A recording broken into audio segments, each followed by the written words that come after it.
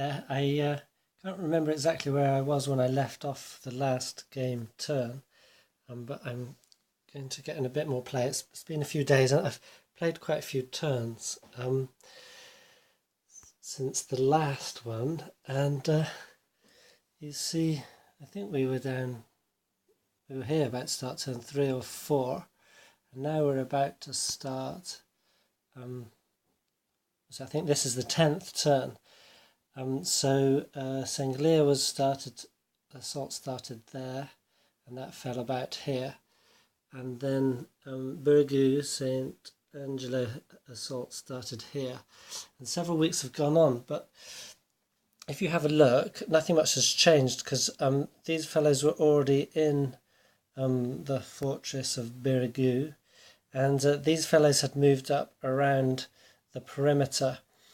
And the Christians, until the last turn, the last week, let's say, they were all the way up here. And essentially the Ottomans had been they finished the siege of Medina quite successfully. They left 2 strength points to garrison it, and have been bringing their main forces over here. So practically everyone's on the map. They've got 2 SPs in the camp there. So they haven't been able to move a hell of a lot. It's quite slow moving through neutral zones. The Christians have the benefit of inner lines, which basically means they can move anywhere within a friendly zone. So once the Ottomans had got their path, you see these are control markers, and the peripheral zones are here. So you come from the main, the sort of big map Medina siege, to the Ottoman base camp, to a peripheral zone, and then you can travel all the way along a friendly route, and then into the next neutral zone. So it takes a while, but once they've done it, everyone else can move up really quickly. But what happened with the passes is that all those weeks passed, we got lots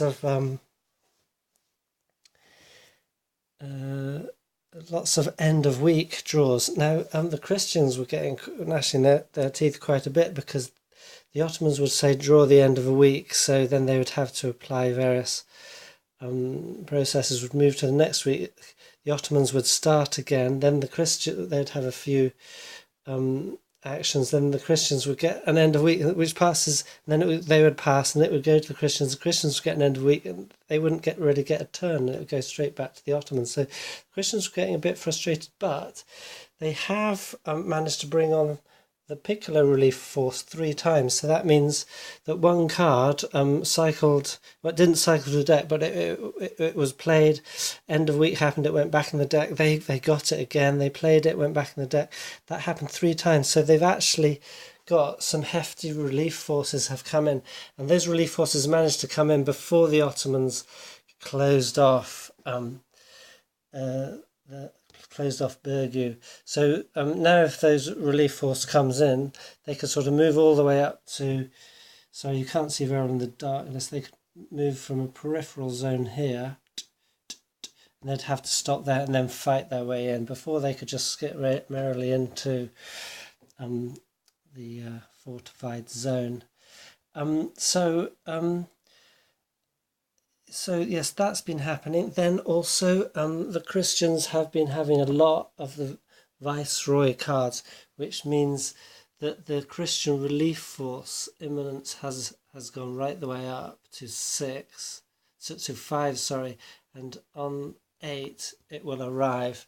Now the Piccolo relief forces come from that main relief force, so that relief force in reality is building up here every turn.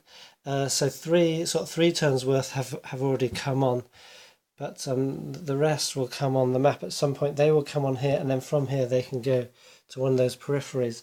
So the Ottomans are trying to take this before that happens. Now this is the Ottoman strategy for this game, is Ottomans focus on St. Angelo. So St. Angelo is this part. It's a slightly small separate island as like an extension of Burgu, so they have to go through Burgu to Angelo. That's their main strategy objective. Now the Christians found this card, Traitor in Ottoman Camp, so they know the Ottoman strategy, which meant that they have actually been taking guys out of St. Elmo to bring it in to help with the defence here. Now that could be risky, because if St. Elmo is left undefended and the Ottomans take it, then the Ottomans can bring naval assaults directly into here. So some have been left here, and as you see, the Ottomans have focused on here and left St. Elmo alone completely. Were the Ottomans to shift some of these fellows to here, then the Christians will very, very quickly start sending some fellows back to redefend that. So this is the benefit of their interior lines, and they're trying to use it to the best advantage now. But essentially what happened was the Ottomans they didn't really bother with many ranged attacks, because ranged attacks can whittle down the defenders quite slowly, but it costs a card play, or you could play a card to fire an artillery battery to attempt breach, and they got lots of artillery batteries up, so they were getting crossfires. They got their basilisk there, and they managed to bring this down to the maximum breach level, so that was unrepairable. The Christians did repair a bit of it at one point. They managed to blast that down, and they assaulted it by melee and took it, and then took the next zone. And so the Christians thought, okay, we will retreat. So essentially their plan now is they're just they've actually taken guys out of St. Angelo to fortify.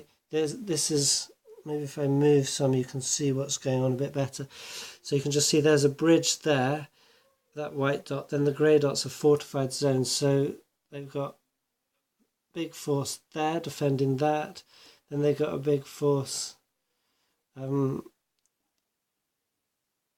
there on the bridge, and then the next point, these two fortified zones, which the next connecting points have big forces, and then they've got these to try and sort of buttress these ones. Now I've put trench markers around here to remind me, it's just an aid memo, I'll remember it soon enough and then I won't need those. It's to remind me that when you move from fortified, when you're sort of melee attacking from fortified zone to fortified zone, then they are counted as trenches. So if you're attacking from outside into a fortified zone, you either need to scale it or to breach it. So essentially that's it. The Ottomans are in.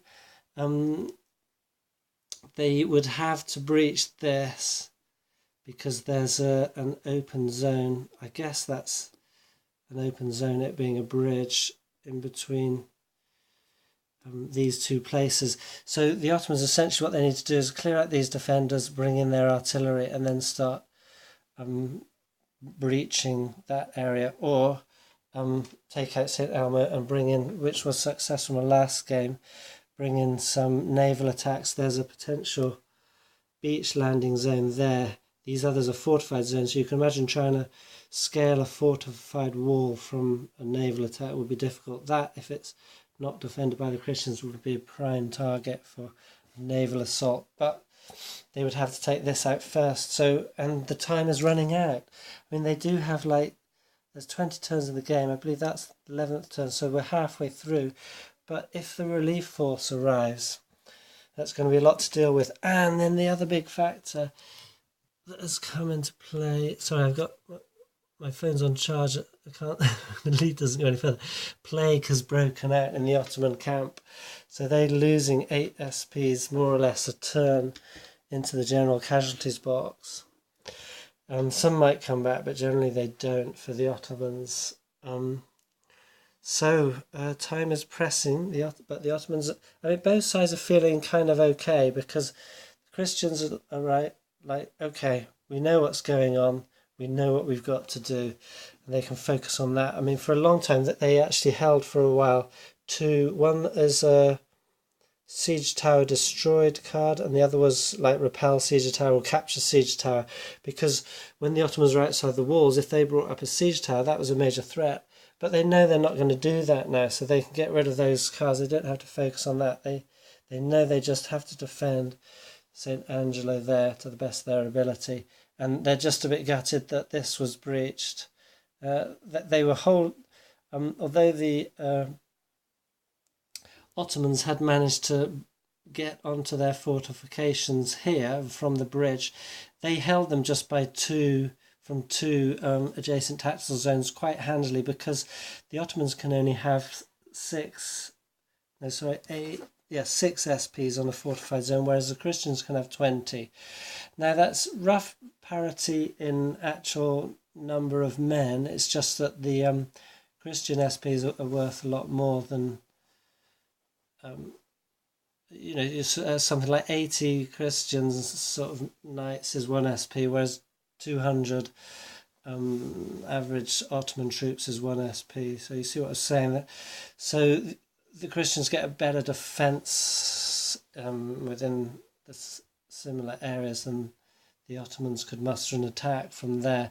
They had one other. They could have tried to get in sort of around there with one other support, but again on the bridge they can only have 6 SPs too, so they just couldn't mass many troops there. They did at one point have a gun up there and were thinking to continue breaching across here. In fact, I think that was a breach was how they got there, but from a mine, as I recall. But in the end they brought that round to here to help these guns take out that. That meant they got in, essentially, caused the Christians to retreat back. So that's where we're standing, and we're just finished end of week on the 22nd of July. It was the Ottoman turn, so they would start drawing cards, and this is the thing. They've got 3 action cards in hand, but this is one of the great things about the game is you draw cards to play as actions and also events, but really you're playing actions, and you can either go 2 ways. So if you've got a major attack you want to do, you need a lot of cards because you want to play all those cards sequentially, like maybe 2 or 3 ranged attacks, a scaling attempt, and then a melee attack. So you need 5 or 6 cards to perform sort of one major operation. But you need to get those cards from the deck, and as you're drawing those cards from the deck, you might draw an end of week.